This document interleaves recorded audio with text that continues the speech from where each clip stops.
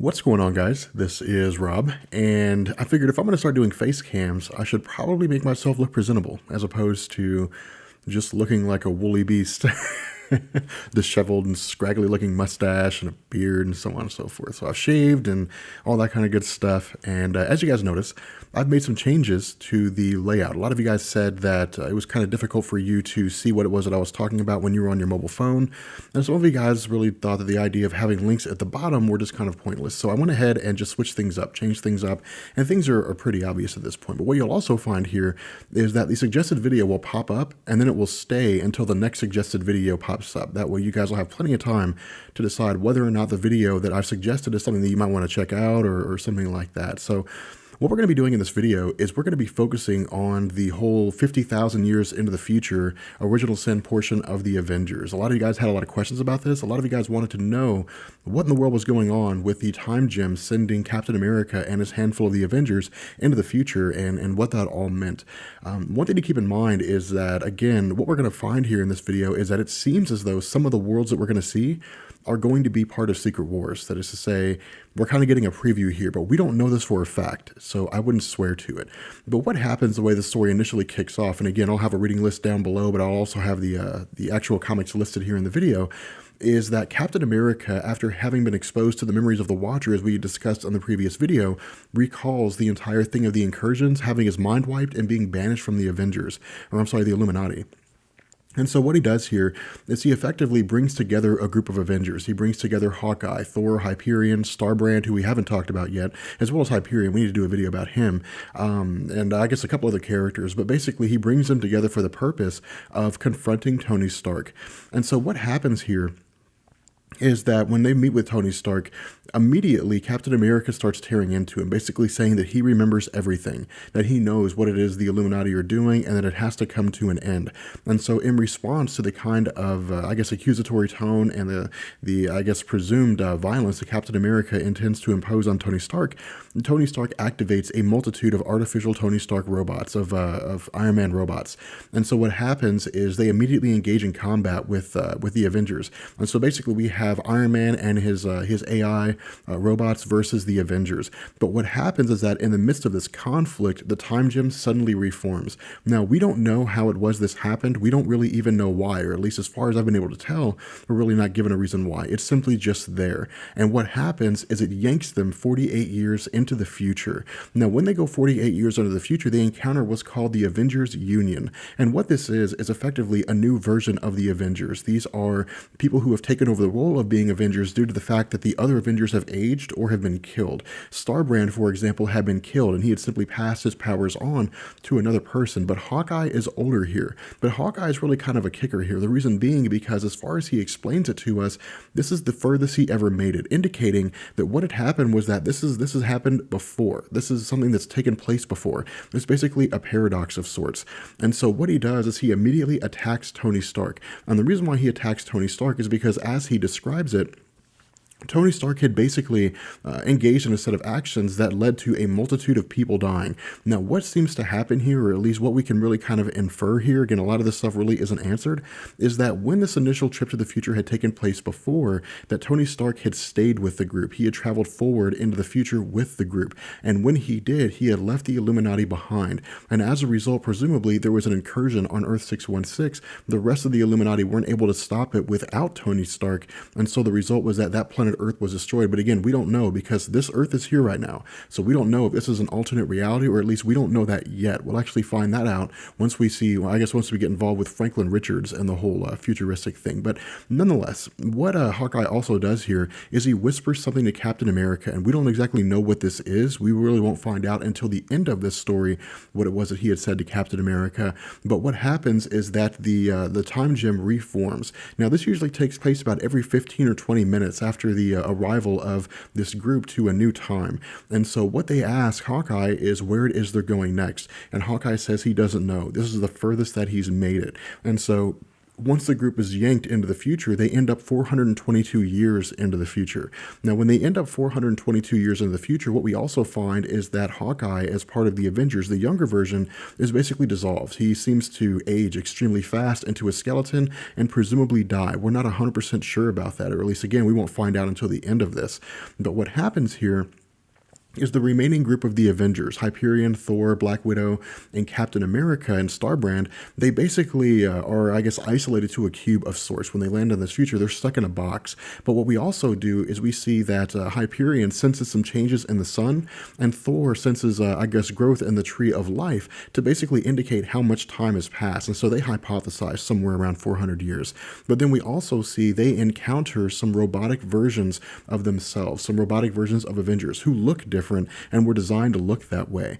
And the reason why is because as Thor, which is the only actual non-robotic member of the Avengers in this future, as he explains to us, at some point in the past, Ultron basically took over the role of being the Allfather. He basically replaced Odin. This planet is basically planet Ultron. Ultron runs this planet. At some point in the past, he had taken over humanity. He had basically emerged from the center of the Earth, and he had launched an invading army. And so all that's really left here are around 30 million people who have basically taken to hiding in refuges, who live in, I guess, different bunkers or basically in safe havens, and that everybody else who was on the planet Earth had fled to the stars. They had left the planet entirely. And so what we find is that a bomb or some kind of device is implanted in the eye of Captain America, and then the time gem appears and yanks them into the future yet again. Now, when we arrive into the future for the third time, we end up 5,000 years into the future, or at least that's the perception that's given to us by Captain America. I think it's actually around 4,000 years or something along those lines. I can't remember the exact number here. But what happens is they meet with Franklin Richards. In addition to this, we also find that Hyperion and Thor have basically vanished. They vanished in the same way that Hawkeye had vanished. And so as a result, we're basically in the situation whereby Captain America, Starbrand, and Black Widow are the only ones there to speak with Franklin Richards. Now, the immediate question that everybody has is, how can Franklin Richards be alive? If it's 4,000 some odd years in the future, why is he here? And he says the reason he's here is because he can't die, because he's effectively immortal. In addition to this, he begins to take Captain America and Black Widow and Starbrand on this tour of sorts of the world around them, or I guess the universe, or I'm sorry, the solar system around them.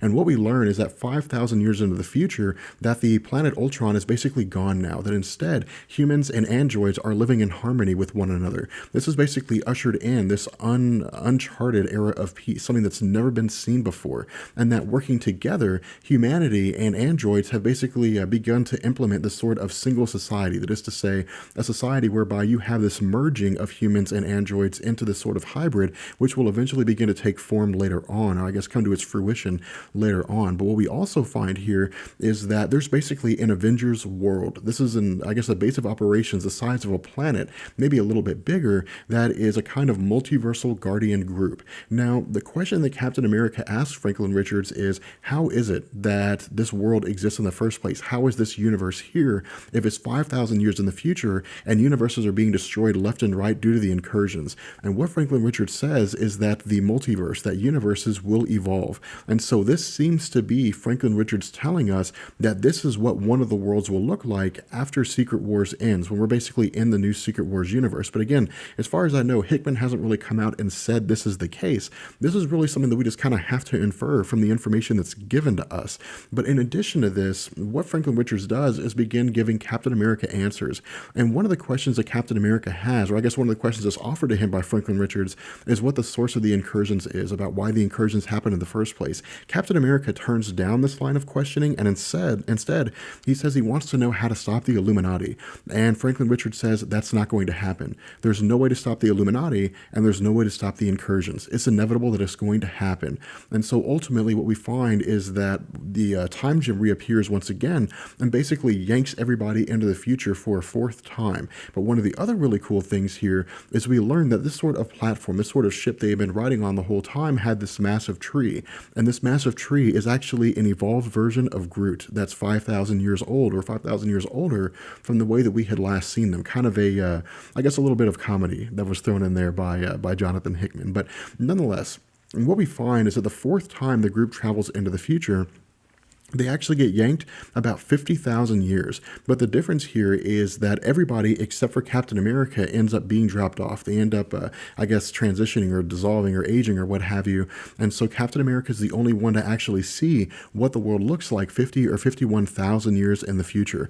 And what happens is he initially emerges in this world of darkness. There's really nothing there. He has no idea what's going on, but this path actually lights before him, and he starts to follow this path, and then ultimately comes across what appears to be this massive obelisk of sorts. And this obelisk kind of lights up, and then he's basically greeted by a artificial intelligence.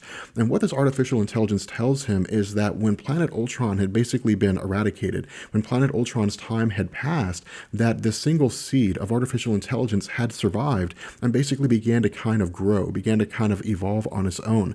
And so somewhere between the 422 years that we had seen and the year 51,000, that this artificial intelligence basically began to manifest itself, and that as a result, in the current time frame, there are no humans. There's simply artificial intelligence, and that's it. Anybody who was human is merged into what's called the World Core.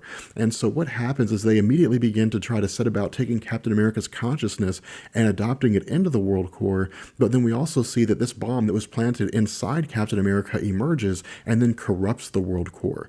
And so as a result, it seems as though this future is basically eradicated, or this version of planet Earth doesn't exist anymore. Now, this is kind of one of the downsides of this whole time travel thing, because we don't know what the universe looks like outside of this planet Earth. We don't know what other teams look like outside of these versions of the Avengers that we've seen. This is pretty much it. This is really all we get.